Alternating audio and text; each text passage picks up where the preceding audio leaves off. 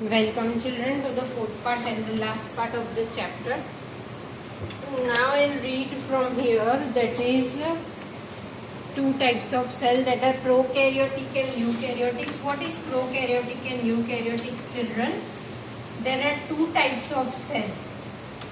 I'll explain you.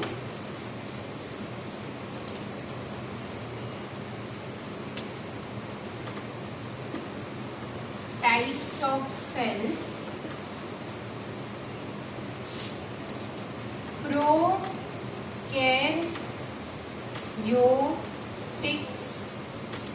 You haven't heard this ever. First time I guess you have heard. Eukaryotics.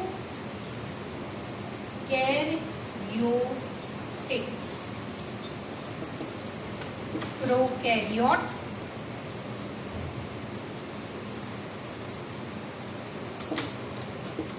Eukaryote.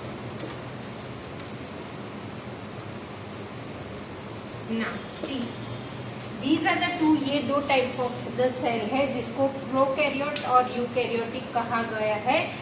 जो जिस organism में ये sales होते हैं उसको प्रोकैरियोट्स और यूकैरियोट्स कहा गया है. First I read then I will explain you. The nucleus of the bacterial cell is not well organized like the cells of multicellular organism. Nucleus of bacterial, जैसे कि हमको पता है कि बैक्टीरिया क्या है, सिंगल सेल है, तो उसका न्यूक्लियस जो है वो वेल ऑर्गेनाइज नहीं होता. The nucleus of the bacterial cell is not well organized like the cells of multicellular organism. There is no multicellular, there is no nuclear membrane. Nuclear membrane नहीं होती. The cells having nuclear material without nuclear membrane are called prokaryotic. जिसको nuclear membrane नहीं होती, जिसको the cells having nuclear material without nuclear membrane, मतलब जैसे देखो, जिसके न्यूक्लियस में, जैसे मैंने आपको बताया था ये न्यूक्लियस है, right, and this red one is nuclear membrane, right. मैंने आगे बताया ना, ये न्यूक्लियस है, this red is nuclear membrane, right. तो जिस ऑर्गेनिज्म में न्यूक्लियस में वेल ऑर्गेनाइज न्यूक्लियर मेम्ब्रेन नहीं होती, it is not that organisms are called prokaryotic. Prokaryotes मतलब ऐसे सेल्स जो होते हैं जिसमें न्यूक्लियस की न्यूक्लियर मेम्ब्रेन वेल ऑर्गेनाइज नहीं होती, उसको प्रोकैरियोटिक बोलते, प्रोकैरियोट्स बोलते हैं. ऐसे सेल्स को प्रोकैरियोटिक सेल्स कहा जाता है. Okay children, now the organism with these kinds of cells are prokaryotes. Primitive nucleus examples are bacteria and blue green algae. इसके प्रोकैरियोट्स के एग्जाम्पल्स क्या है? Bacteria and blue green algae. Bacteria and blue green algae, these are the examples of prokaryote. Okay, now the cells like onion cells and chick cells have well organized nucleus with a nucleus. जिसका nucleus well organise है, जिसकी nuclear membrane अच्छी है, that are the cells like onion cells and chick cells having well organized nucleus with a nuclear membrane are designed as eukaryotic cell. और ऐसे organisms को eukaryotes कहा गया है. all organisms other than bacteria and blue green algae को eukaryotes कहा गया है. clear? turn page back now. While observing the onion cells under the microscope, microscope में जब ऑनियन सेल्स देखे आपने चिल्ड्रन, तो did you observe any blank looking structures in the cytoplasm? Cytoplasm जो है उसमें ब्लैंक स्ट्रक्चर होते हैं.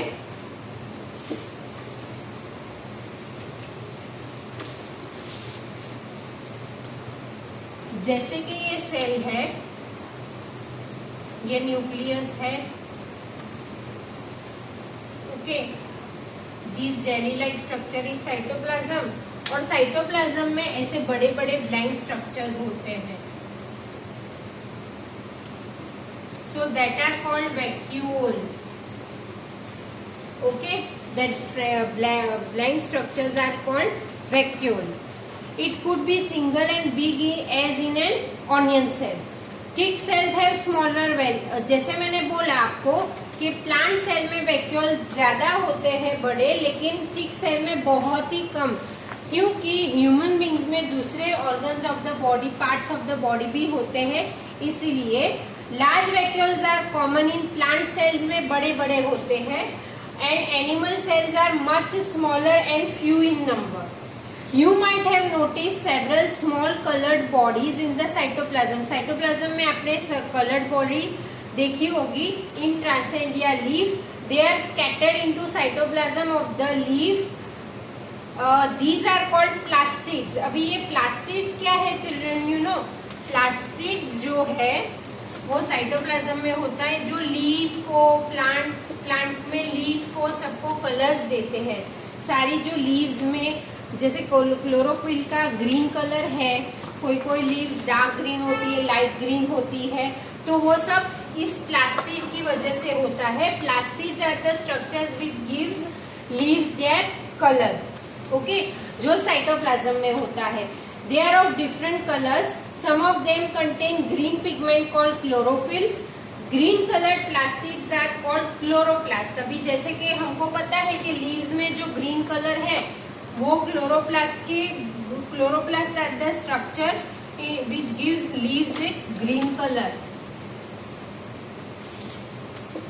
ग्रीन कलर टू लीफ, वो हमको पता है. ओके, सो ये क्लोरोप्लास्ट क्या है? एक तरह का प्लास्टिड है. Clear?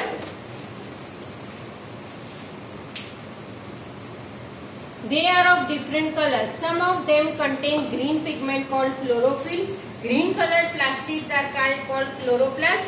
They provide green color to the leaves. Chloroplast की वजह से leaves को green color आता है. You may recall that chlorophyll in the chloroplast of leaves is essential for photosynthesis. Okay, हमको पता है कि ग्रीन कलर जो है फोटोसिंथेसिस में लीव्स को फूड बनाने में बहुत हेल्पफुल रहता है. Now comparison of plant cell and animal cell. Difference जैसे प्लांट सेल और एनिमल सेल का डिफरेंस है. If you recall activity 8.3 and 8.4, you should be able to compare plant cell and animal cell. Observe an animal cell carefully in figure 8.7. Let us tabulate the similarities and difference distinguishing features of animal cells and plant cells. Only a few are mentioned. You may add more. See, जैसे कि यहाँ पे नीचे comparison दिया गया है. Okay, ये जो कंपैरिजन है उसमें पता चलेगा. जैसे कि देखो, सेल मेम्ब्रेन प्लांट सेल में प्रेजेंट है और एनिमल सेल में भी प्रेजेंट है, that is similarity. Cell wall plant cell में प्रेजेंट है और एनिमल सेल में नहीं present, that is difference. Nucleus both में प्रेजेंट है, that is similarities. Nuclear membrane it present in both, that is similarity. Cytoplasm again present in both. Plastid, vacuole again present in both. Plastids are present in plant cell and absent in animal cell. Okay, vacuole present in plant cell and in animal cell they are present but in smaller proportion. Okay children, so this way plant और animal cell का comparison हुआ है. Okay, now I will read this. 1 minute.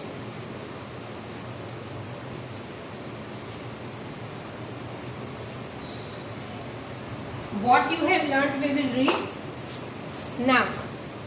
On page 97, what you have learnt. All organisms are made of small parts called organs. हमको पता है कि ये इसमें पूरे चैप्टर का रिकॉल आ जाता है. That's why after every chapter I am reading this always. See, all organisms are made of smaller parts called organs.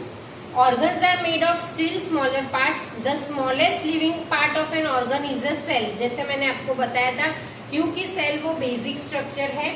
Sales were first observed in कॉक by Robert Hooke in 1665. Cells exhibit a variety of shapes and size. जैसे बताया था कि cell जो है वो उसके हर एक सेल की शेप और साइज डिफरेंट होती है. Number of cells also varies from organism to organism, ये भी बताया था, जैसे एनिमल और रेड का एग्जाम्पल था। Some cells are big enough to be seen with unaided eyes, hence egg is an example, hen का जो एग होता है वो भी एक सिंगल सेल का एग्जाम्पल है कि हम खुली आंख से भी देख सकते हैं। The single cells of unicellular organism perform all basic functions performed by a various cell in multicellular organism. The cell has three main parts: the cell membrane, cytoplasm which contains smaller components called organelles, and nucleus. Nucleus is separated from cytoplasm by a nuclear membrane. Cells without well organized nucleus are lacking nuclear membrane. जिसमें nuclear membrane नहीं होती उसको prokaryotic cell कहा जाता है, और ऐसे organism को प्रोकैरियोट्स कहा गया है। Plant cells differ from animal cells in having an additional layer around the cell membrane termed as cell wall. Colored bodies को plastic कहा गया है। As I told you, plastic gives colors to the leaves. Green plastics containing chlorophyll are called chloroplast, gives green color to the leaf. Plant cells have a big central vacuole unlike a small number of small vacuoles to animal cell. Okay children, so here I end up with my chapter. If you have any doubt you can ask me. Yes, one more thing I will recall this. जैसे कि nucleus में, in nucleus there is a thread like structure which are called chromosomes. Chromosomes में ऐसे genes होते हैं। Genes are the, again I will read this paragraph on page 95। Gene is a unit of inheritance in living organism. Inheritance मतलब हमारे में हमारे parents की characteristics हमें हेरिडेटरी के थ्रू आती है वो। It controls the transfer of hereditary characteristics from parents to offspring. This means that your parent pass some of their characteristic on to you. If your father has brown eyes, you may also have brown eyes. If your mother has curly hair, you might also end up having curly hair. However, the different combination of genes from parents results in different characteristics. So children, here I end up this chapter. And you can do this exercise. You have to do on page 98. Do this exercise. If you have any doubt, you can ask me. Okay.